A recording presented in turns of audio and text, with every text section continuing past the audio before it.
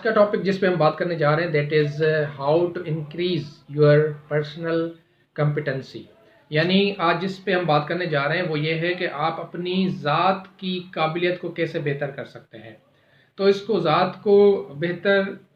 करने के मैं आपको 10 स्टेप्स बताऊंगा। अगर आप उन पे फॉलो करते हैं, उन पे अमल करते हैं तो काफ़ी आपको फ़ायदा होगा। आपकी जो भी लेवल ऑफ कॉम्पिटेंसी इस टाइम है वो मज़ीद बढ़ सकती है, बढ़ जाएगी बल्कि। तो पहला जो उसमें स्टेप है, लेकिन उसको पहले स्टेप को पहले से समझने से पहले हम एक दफ़ा फिर इसको रिपीट करते हैं कि पर्सनल कॉम्पिटेंसी से क्या मुराद है। पर्सनल कॉम्पिटेंसी से मुराद ये है कि आपके अंदर कितनी काबिलियत है, यानी आपकी ज़ात से रिलेटेड हम बात कर रहे हैं कि आपकी ज़ात के अंदर यानी आपके अंदर कितनी काबिलियत है। इस काबिलियत को हम कहते हैं कॉम्पिटेंसी। तो इसका फर्स्ट स्टेप जो है, अगर आप इस पर्सनल कॉम्पिटेंसी को मज़ीद बढ़ाना चाहते हैं तो इसका फर्स्ट स्टेप ये है कि आपको अपने बारे में you should know about your self, और उसको मैं नाम दे रहा हूँ कि सेल्फ अवेयरनेस एंड नॉलेज। आप अपनी पर्सनैलिटी के बारे में कितने अवेयर हैं, और आप अपनी पर्सनैलिटी के बारे में अवेयरनेस के अलावा जितनी भी लाइफ के एस्पेक्ट्स हैं, चाहे वो सोशल है, चाहे वो पॉलिटिकल है, चाहे वो इकोनॉमिक है, या चाहे वो रिलीजियस है, उसमें जनरल नॉलेज जिसे हम कहते हैं, जनरल नॉलेज यानी आम जो मालूमात होती है, उसमें आप अपने आप को कहाँ रेट करते हैं। इसका क्या ताल्लुक है आपकी कॉम्पिटेंसी से, एक सवाल रेज होता है। देखें, जब आपके पास एक अवेयरनेस होती है, एक नॉलेज होती है,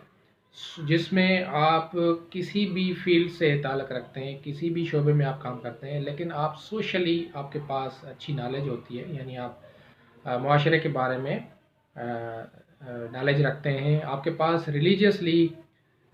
एक रीज़नेबल नॉलेज होती है, आपके पास एक पॉलिटिकली नॉलेज होती है कि कौन से कंट्रीज़ में किस तरह का पॉलिटिकल सिस्टम इम्प्लीमेंट होता है, या हमारे कंट्री में कौन कौन से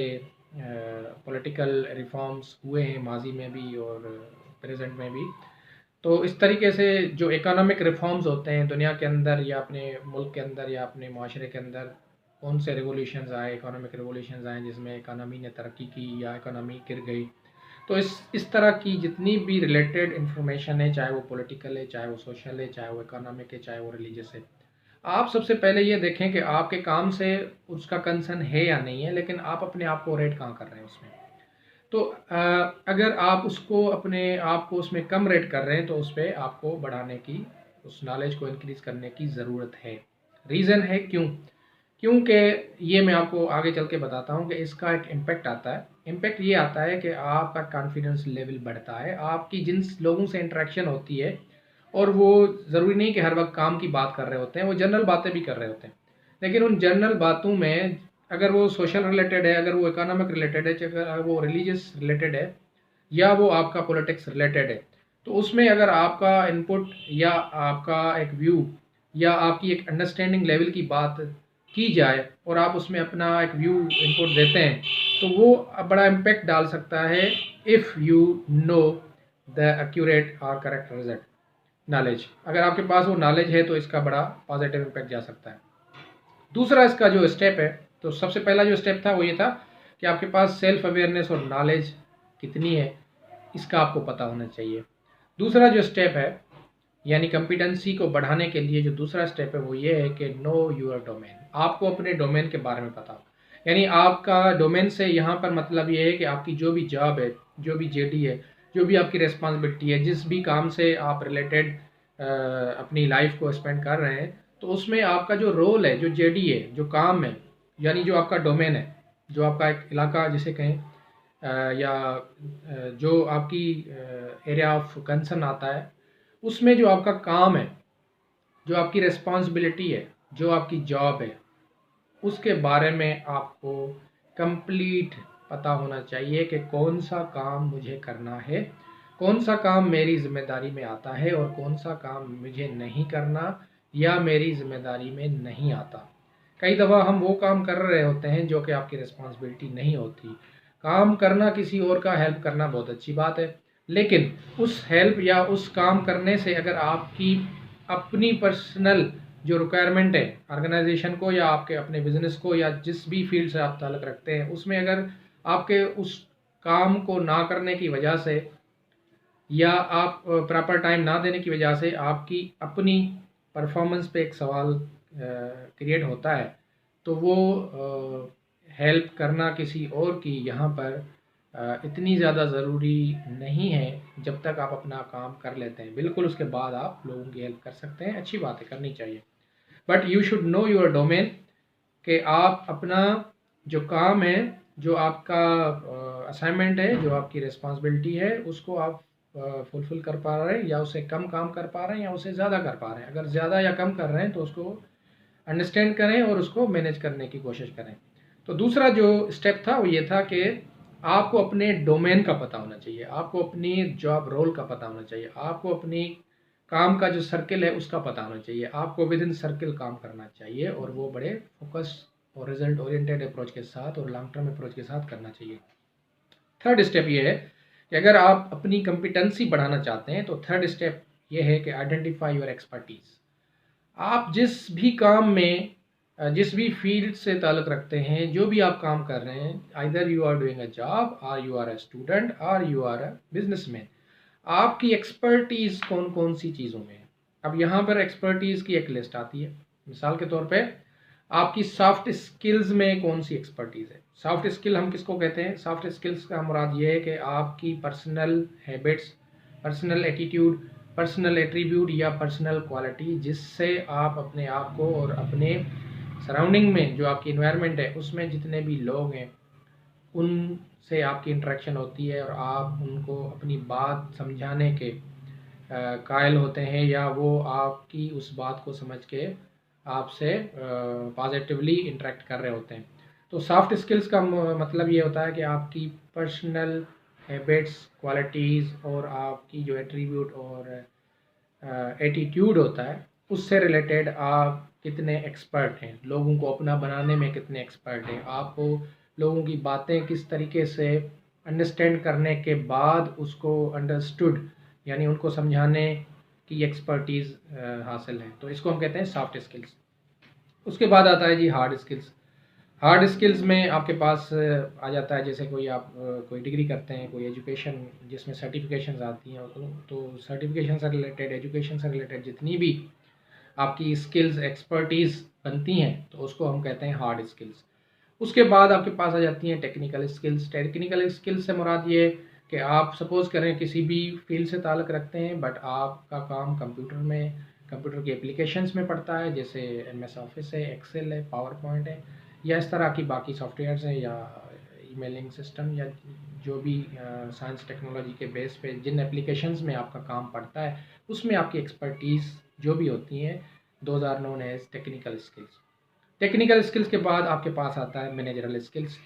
और पीपल मैनेजमेंट। तो इस तरह की स्किल्स जितनी भी हैं वो आपकी पर्सनैलिटी की एक एक्सपर्टीज़ कहलाती हैं। तो आपके अंदर कितनी एक्सपर्टीज़ हैं इसको आपको समझने की ज़रूरत है, यानी आप अपनी एक्सपर्टीज़ को आइडेंटिफाई करें और फिर उसको बेहतर करने की कोशिश करें या उसको मैनेज करने की कोशिश करें या उसको अगर ओवर हैं तो उनको नॉर्मल करने की कोशिश करें, अगर कम है तो उनको बढ़ाने की कोशिश करें ताकि वो एक बैलेंस बने। जिस बैलेंस अप्रोच के साथ आप जब काम करना स्टार्ट कर देंगे तो वो आपको ग्रोथ में बड़ी सपोर्टिव साबित होगी। चौथा सर स्टेप है इसमें, that is identify your potential. आपको अपनी पर्सनैलिटी के अंदर एक जो पोटेंशियल है उसको आइडेंटिफाई करना है। अब पोटेंशियल को अगर मैं एक्सप्लेन करूं तो पोटेंशियल किसे हम कहते हैं? पोटेंशियल बेसिकली हम यहाँ कह रहे हैं आपके अंदर का वो पावर जिससे आप कुछ हासिल कर सकते हैं, यानी आप जिससे कमाल कर सकते हैं। तो आपकी पर्सनैलिटी के अंदर, बल्कि हर शख्स की पर्सनैलिटी के अंदर एक पोटेंशियल होता है जिस पोटेंशियल के बेस पे वो मुख्तलिफ चीज़ें परफॉर्म कर सकता है। तो आपकी पर्सनैलिटी के अंदर भी एक पोटेंशियल है, उसको आइडेंटिफाई करने की ज़रूरत है कि आपकी पर्सनैलिटी के अंदर कौन सी पावर है, कौन सा पोटेंशियल है, आप किस काम में एक्सपर्ट हैं, आप कौन सा काम बेहतर कर सकते हैं, आप कौन सी एक्सपर्टीज़ मज़ीद निखार के कमाल कर सकते हैं। तो you have to identify your potential और अकॉर्डिंगली आपको उस पर काम करने की ज़रूरत है। अगर ये आप करते हैं तो पर्सनल कॉम्पिटेंसी में आपके पास बहुत सारी ग्रोथ के चांसेस बढ़ जाते हैं। फिफ्थ जो स्टेप है, पांचवा स्टेप, वो ये है कि know your character and work on that. आपके पास आपको ये पता होना चाहिए कि मेरा कैरेक्टर कैसा है। देखें, कैरेक्टर की डेफिनेशन हमारी सोसाइटी में बड़ी लिमिटेड काउंट होती है और वो ये कहते हैं कि आपका मॉरल कैरेक्टर। यहाँ पर कैरेक्टर से मुराद मॉरल कैरेक्टर सिर्फ नहीं, यहाँ पर कैरेक्टर से मुराद ये है कि लोग आपकी पर्सनैलिटी या आपको देखते हुए आपसे कितना सपोर्टिव फील करते हैं, कितना आपको देख के कोऑपरेटिव फील करते हैं, आप पे कितना ट्रस्ट करते हैं, आप कितने ट्रस्ट वर्दी हैं, आप कितने कमिटेड हैं, जो आप कमिटमेंट करते हैं वो कितनी आप पूरी करते हैं, यानी जो आप वादे करते हैं वो कितने हद तक पूरे करते हैं, जो आप एक एतबार लोगों का भरोसा होता है, वो जो आप पे भरोसा करते हैं उस पर आप कितना उतरते हैं, पूरा उतरते हैं, या बीच में आप मिसकमिट कर लेते हैं या अनट्रस्टवर्दी आप हो जाते हैं। तो इस तरीके से आप कितने सपोर्टिव हैं, आप पे लोग कितना एतबार कर सकते हैं, आपको कितना अपनी टीम का एक अच्छा मेंबर मान सकते हैं, तो ये सारा आपके कैरेक्टर में आता है। तो आपको अपने कैरेक्टर के बारे में भी पता होना चाहिए कि आपका कैरेक्टर क्या है, और आप उस कैरेक्टर में अगर आपकी कमिटमेंट्स कम है, आपका ट्रस्टवर्दी होना कम है, आप पे लोग ट्रस्ट नहीं करते या आपने कमिटमेंट्स ब्रेक किए हैं, तो उस पर आपको काम करने की ज़रूरत है कि नेक्स्ट टाइम वो ट्रस्ट ना टूटे, वो कमिटमेंट्स ना टूटे। तो सिक्स्थ आपके पास जो है वो है आइडेंटिफाई योर पर्सनैलिटी। छठा स्टेप जो है वो ये है कि आप अपनी पर्सनैलिटी को भी आइडेंटिफाई करें। यानी यहाँ पर पर्सनैलिटी से मुराद ये है कि आपकी बिल्कुल फिजिकल बॉडी लैंग्वेज, आपकी ड्रेसिंग, आपके इमोशंस, आप कौन सी बातों पे इमोशनल हो जाते हैं, आपका प्रोफेशनलिज्म, आप किस तरीके से लोगों से काम लेते हैं, either it is emotional base, जिसको हम कहते हैं कभी कभी हम काम में पर्सनल हो जाते हैं, हम काम को नहीं समझ पाते, हम लोगों को नहीं समझ पाते और किसी के ना कहने पे हम उससे प्रोफेशनलिज्म छोड़ के पर्सनल हो जाते हैं, यानी हम इमोशंस में आ जाते हैं, हम इमोशनल हो जाते हैं कि इसने मुझे क्यों रिप्लाई नहीं दिया, इसने मेरा ये काम क्यों नहीं किया। तो ये आपको समझने की ज़रूरत है कि जहाँ पे जो चीज़ ज़रूरी है, यानी कहीं प्रोफेशनलिज्म चाहिए, कहीं इमोशनल होना भी चाहिए होता है, कहीं आपको एग्रेसिव होना चाहिए होता है, कहीं आपको साइलेंट होना चाहिए होता है। तो आपकी ड्रेसिंग, आपकी बॉडी लैंग्वेज, आपकी कम्युनिकेशन स्किल्स, आपकी प्रोफेशनलिज्म और आपके इमोशंस, ये सब मिला के आपकी एक पर्सनैलिटी बनती है। तो आपको अपनी पर्सनैलिटी के इन सारे एस्पेक्ट्स को देखना है कि आप अपने आप को कहाँ फॉल कर रहे हैं इन सारे एस्पेक्ट्स में, फिर यहाँ पर एरिया ऑफ इम्प्रूवमेंट आपको ढूंढनी है और उस पर काम करने की ज़रूरत है। सेवेंथ पॉइंट है identify your level of confidence. सातवां जो स्टेप है पर्सनल कॉम्पिटेंसी को बढ़ाने के लिए, वो ये है कि आप अपनी लेवल ऑफ कॉन्फिडेंस को आइडेंटिफाई करें कि आप अपनी कितने कॉन्फिडेंट हैं। अच्छा, लेवल ऑफ कॉन्फिडेंस को हम अगर एक्सप्लेन करें मज़ीद, तो मैं कहना चाह रहा हूँ कि आपकी सेल्फ वर्थ, आप क्या समझते हैं कि आपकी सेल्फ वर्थ क्या है, और आप क्या समझते हैं कि आपकी कैपेबिलिटीज़ क्या है। तो जो आपकी सेल्फ वर्थ है या जो आपकी कैपेबिलिटीज़ हैं, उसको आप देखें कि आपकी जो जो काम आप कर रहे हैं, जो आप बात कर रहे हैं, जो आप चीज़ें कर रहे हैं, उसमें आप क्या फील कर रहे हैं कि आपकी वर्थ क्या होगी, लोग आपको कितना मानते हैं, लोग आपसे कितना इम्प्रेस हैं काम से रिलेटेड, लोग आपसे कितना आपको एक्सेप्ट करते हैं कि yes this is a person who is the man of qualities, ये एक शख्स है जिसके पास सारी एक्सपर्टीज़ हैं, इसको काम करना आता है, इसको चीज़ें हैंडल करनी आती हैं। तो ये आप अपने आप में देखेंगे, फील करेंगे कि आपकी वर्थ क्या है, आपकी कैपेबिलिटीज़ कितनी एक्सेप्ट होती हैं बाहर। तो यही आपकी वर्थ, यही आपकी कैपेबिलिटीज़ आप इंटरनली भी फील करेंगे। जब ये फील करेंगे तो उसके फीलर से आपके अंदर से एक एतमाद निकलता है, जिसको हम इंग्लिश में कॉन्फिडेंस कहते हैं, और उस एतमाद के बेस पे आपकी फर्दर कॉम्पिटेंसी इंक्रीज़ होती है। तो इसको अगर आप समझते हैं कि आपकी वर्थ और आपकी सेल्फ रेस्पेक्ट या सेल्फ वर्थ और कैपेबिलिटीज़ हैं, तो इसको आप मेंटेन करें, और अगर नहीं है तो इसको कोशिश करके इसको इंक्रीज़ करें। तो 8th पॉइंट हमारे पास जो है 8वां स्टेप वो ये है कि कॉम्पिटेंसी गैप की आपने एक लिस्ट बनानी है। अब जितनी भी मैंने अभी तक 7 पॉइंट्स डिस्कस किए हैं, तो इनको देखते हुए आपने एक कॉम्पिटेंसी गैप की लिस्ट बनानी है, यानी आपकी पर कॉम्पिटेंसी के अंदर एक गैप है और उस गैप का रीज़न क्या है, वो ये 7-8 रीजंस हैं, उसकी आपने एक लिस्ट बनानी है। और उस लिस्ट में आपने अपनी लिमिट्स लिखनी है, अपनी एरिया ऑफ इम्प्रूवमेंट लिखनी है और अपनी पूरी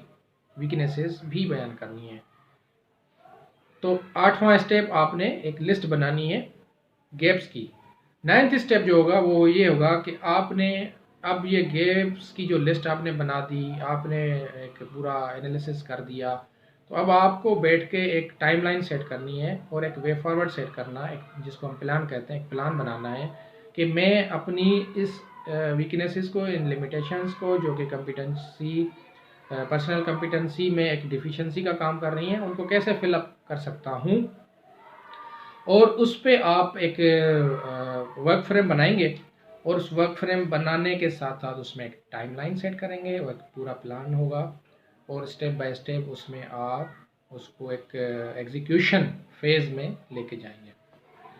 तो 9th स्टेप आपके पास ये हो जाएगा कि आपने टाइमलाइन के साथ अपने गोल्स और एग्जीक्यूशन प्लान बनाना है और उसको स्टार्ट कर देना है।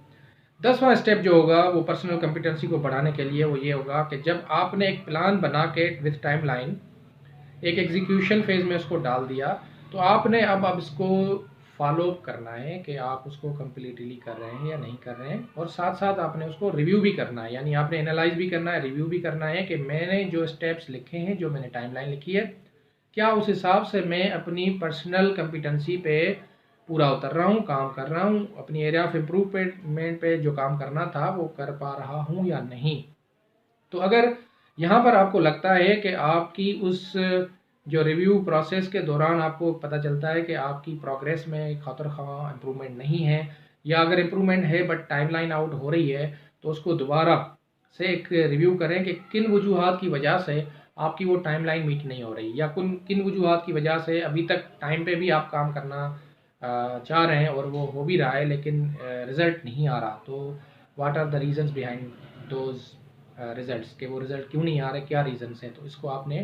अंडरस्टैंड करना है और दोबारा उसको एक अकॉर्डिंगली रीफिक्सेशन ऑफ दोज टाइमलाइंस, अगर वो टाइमलाइन नहीं बन रही तो एक और फ्लेक्सिबल प्लान बी के साथ आपने बना के उस पर दोबारा फॉलोअप और रिव्यू या मॉनिटरिंग आपने स्टार्ट कर देनी है और उसको अपने आप को जज करना है कि आपने कितना % अपने आप को इम्प्रूव कर दिया है। तो ये 10 स्टेप्स हैं। एक दो फिर मैं रिव्यू कर लेता हूँ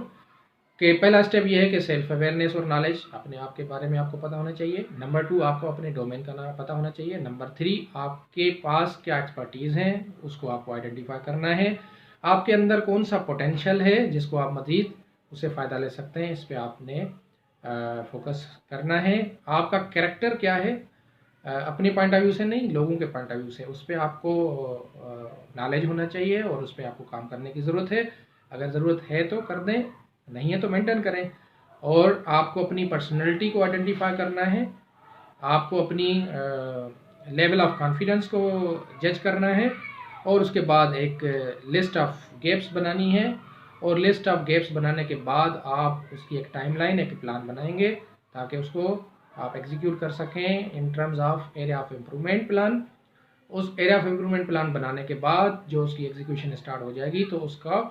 मॉनिटरिंग, एनालिसिस या रिव्यू और फॉलो के वो आपको करना स्टार्ट कर देना है। तो ये 10 स्टेप्स हैं, अगर आप ये फॉलो करते हैं देन वर्ल्ड इज़ योर्स। आपकी कॉम्पिटेंसी लेवल अगर इस वक्त 3 पे है तो वो 2 पे और 2 के बाद 3 पे आ जाएगी। No one can stop you if you are following this plan. अगर आप इस पे अमल करते हैं तो competency is there in you. आपके अंदर, पर्सनैलिटी के अंदर कॉम्पिटेंसी मज़ीद निखार करेगी और दुनिया का कोई भी काम, कोई भी प्रोफेशन, उसकी जो टॉप लाइन होगी, टॉप मैनेजमेंट होगी, वो आपको अप्रिशिएट करेगी, वो आपको एक्नॉलेज करेगी और आपको आपकी ग्रोथ से कोई नहीं रोक सकता। So start working on your self and world is your. Thank you very much.